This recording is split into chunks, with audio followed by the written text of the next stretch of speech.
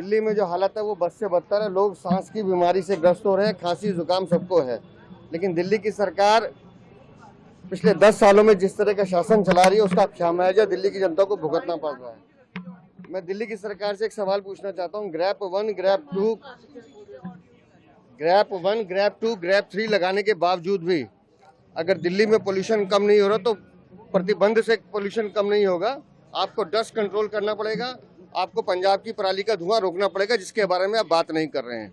आप लगाते रहिए प्रतिबंध, जनता तो मजबूर है कि वो आपके प्रतिबंध झेलेगी।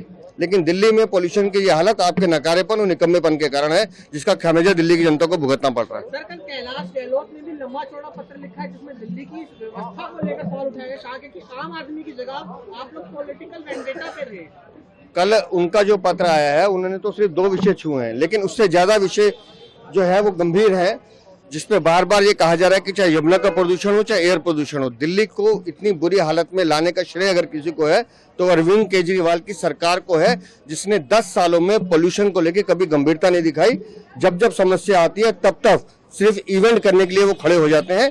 हमारा बार बार आग्रह है कि ये पोल्यूशन 1-2 दिन 1 महीने की समस्या नहीं है, ये 12 महीने दिल्ली की समस्या, और उससे लड़ने के लिए 12 महीने काम करने की जरूरत है। आप अगर इस तरह से काम करेंगे तो दिल्ली और बद से बदतर होती। सर, अरविंद केजरीवाल ने ये कहा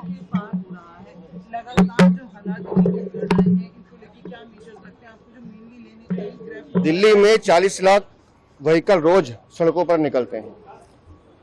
सड़कों पे गड्ढे आपने खत्म नहीं किए। मैं सिर्फ कह रहा हूँ PM 2.5 सिर्फ डस्ट की वजह से होता है, और उसके अणु जो है कण है वो हवा में लटकते रहते हैं, और डस्ट कंट्रोल का कोई उपाय आपने किया नहीं है। गड्ढों आपने कहा दिवाली तक हम गड्ढे भर देंगे, दिवाली तक गड्ढे भरे नहीं गए, आज भी सड़कें टूटी हुई हैं, और जब गाड़ियां वहां से निकलेंगी तो धुआं उठेगा ही। फिर पंजाब की पराली के बारे में आप एक शब्द नहीं बोलते।